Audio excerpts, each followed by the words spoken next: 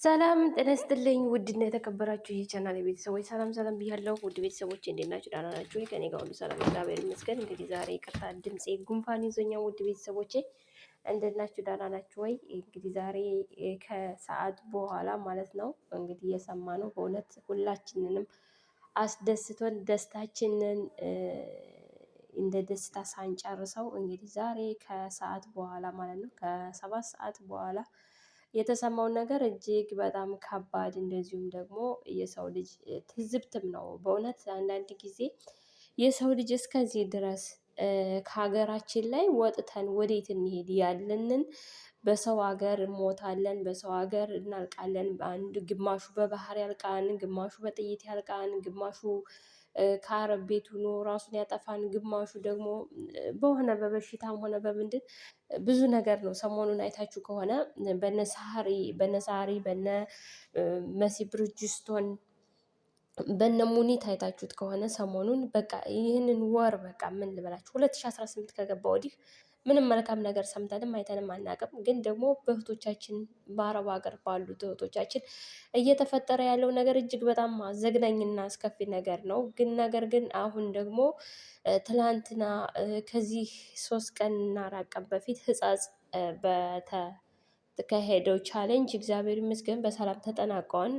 ነገር ግን ደግሞ ለ5 ዓመት ቤታቸውን፣ ንብረታቸውን፣ እናት አባታቸውን፣ እህት ወንድሞቻቸውን በቃ አንድ ቤተሰብ 3 4 እንግዲህ ከዚህ በፊት ሰምታችሁት ከሆነ የሆነ አባት 21 ቤተሰቡን አጥቶ እስከዛ ድረስ ነበር ያኔ ነው።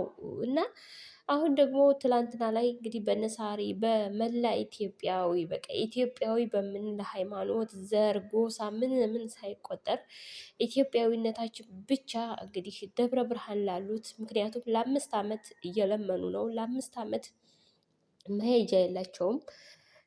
ያንን ነገር መቆም አለበትኝ። እስከ መቼ ድረስ በሰው ሀገርም ሆነ እስከ መቼ ድረስ የሰውን እጅ ያያሉ? ስለዚህ መደራጀት አለባቸው በማለት እንግዲህ ወንድማችን ታኩር እንግዲህ ለ4 ቀን በላይ ሆኖ ገንዘብ እያሰባሰበ ነበረ።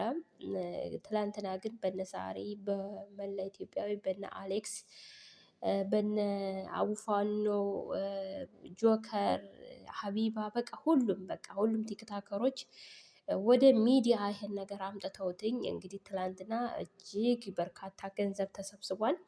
ነገር ግን ይህ ነገር ወደ ፖለቲካ እየሄደ ነው። ምክንያቱም መንግስት እነዚህ ሰዎች ከጥይት አምልጠው ከስንት ነገር አምልጠው ግማሹ እናት አባቱን ያጣ፣ ግማሹ አባቱን ያጣ፣ እናቱን ያጣ፣ እናት ልጇን ያጣች፣ አባት ሚስቱን ልጆቹን እናት አባቱን ያጣ ብዙ ነገር ነው። እና ይህ ነገር አዲስ አይደለም። ለ5 ዓመት እንግዲህ እናውቀዋለን ከ5 ዓመት በፊት።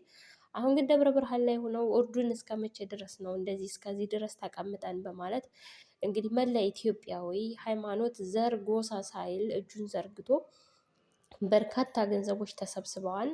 ግን ያ ገንዘብ ለነዚህ ሰዎች እንዲደርስላቸው እንዳይደርስላቸው መታገዱ በጣም እጅግ በጣም ዘግናኝ ነው። እንዲሁም ደግሞ ወንድማችን ወርቁ አይተነው እንደ ኢትዮጵያዊነቱ እንዲሁም ደግሞ ለወገኑ በመቆርቆር 15 ሚሊዮን ብር ወጪ ያኔ ቃል ገብቷል። ቃሉን ይፈጽማል። ከዚህ በፊት ብዙ ነገር አድርጓል።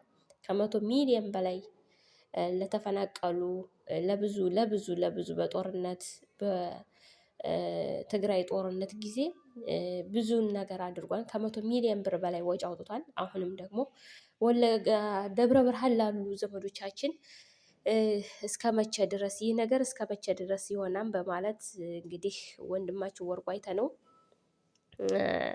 15 ሚሊዮን ብር ቃል ገባን። ነገር ግን ይህንን ነገር ወዴት እያደረጉት ነው? ወደ ፖለቲካ እየወሰዱት ነው። እንግዲህ ብሩ አይደርስም እየተባለ ነው። ምክንያቱም ጦርነት ታውጆባቸው እነዚህ ሰዎች ጦርነት እንዲያልቁ በረሃብ እንዲያልቁ እየተደረገ መሆኑን በግልጽ በቃ በትክክል ግልጽ ብሎ ፍንትው ብሎ ይታወቃል ማለት ነው። ምክንያቱም ከዛ ውስጥ ተቀምጠው እንደ ሀገር እንደ ሕዝብ እንደ ማህበረሰብ በጣም ነው የተጎዱትኝ። 5 ዓመት ሙሉ ከሀዘናቸው ሳያገግሙ ነገር ግን የሰውን እጅ በማየት ዛሬ ላይ ግን ሁልጊዜ የሰውን እጅ በማየት እንዴት ይሆናል ይሄ ነገር? ህዝብ የኢትዮጵያ ህዝብ ሁሉም ተረባርቦ እንግዲህ የራሳቸው የሆነ ነገር ማደራጀት አለብን ተብሎ ይሄ ነገር ሲደረግ አይቻልም ብሎ የሚከለከልበት ነገር በእውነት እጅግ ያሳዝናል። የሃይማኖት አባቶች በዚህ ጉዳይ ላይ ምን ትላላችሁ? እነዚህ ሰዎች እንደዚሁ እንዳሉ መቀጠል አለባቸው? እነዚህ ሰዎች እንደ ሀገር መሞት አለባቸው? ለምንስ በቃን? በቃ ከአሁን በኋላ ጦርነት ይበቃናል። ለ5 ዓመት ሙሉ ተጋደልን፣ ተጨፋጨፍን፣ ሰላም ተጣጣን። ለምን በቃ ለምን? ማን ይሙት ማን ይኑር? ኢትዮጵያን ማን ይኑርባትኝ? እሺ ማን ይኑርባት? በእውነት የኢትዮጵያ ህዝብ በየስደት ዓለሙ አለቀ። በባህር ግማሹ ያሳራት ሆኖ ይቀራል፣ ግማሹ ደንበር ላይ በጥይት ያልቃል፣ ግማሹ ኢትዮጵያ ውስጥ ይታረዳል፣ ግማሹ ኢትዮጵያ ውስጥ ይገደላል፣ ግማሹ እረ ስንት ኢትዮጵያ ውስጥ ስንት ያልተደረገ ነገር አለ። በዚህ 6 ዓመት ስንት ያልተደረገ ነገር አለ። እሺ ህዝብ አልቆ ማን ነው የሚኖርበትኝ? መንግስቶች ናቸው የሚኖሩበትኝ? ህዝብን አልቦ አገር እንዴት ነው የሚመራው? ይህ ነገር ግን ፍትህ መባል አለበት። ይህ ነገር ይህ ገንዘብ ከእገዳውም ከምኑም ተለቆ ማለት ነው ወርቁ አይተነው ችግር የለውም። ገንዘቡም አልገባም በሌላ አቅጣጫ አስገብቶ ይህንን ገንዘብ እሱ አዲሱ አይደለም ለመርዳት ማለት ነው ይረዳዋል። ግን እስከዚህ ድረስ ለምን በደል ይበደላሉ? ለምን በደል እስከዚህ ድረስ ይበደላሉ? ለ5 ዓመት ሙሉ ተሰቃዩ፣ ወገኖቻቸውን አጡ። ዛሬ ግን ደግሞ ሌላ ወገን መጥተው እኛ ያለናችሁ ራሳችሁን ቻሉ ከልመናው ውጡ ተብሎ እንደዚህ በመደረግ እንደዚህ ይደረጋሉ።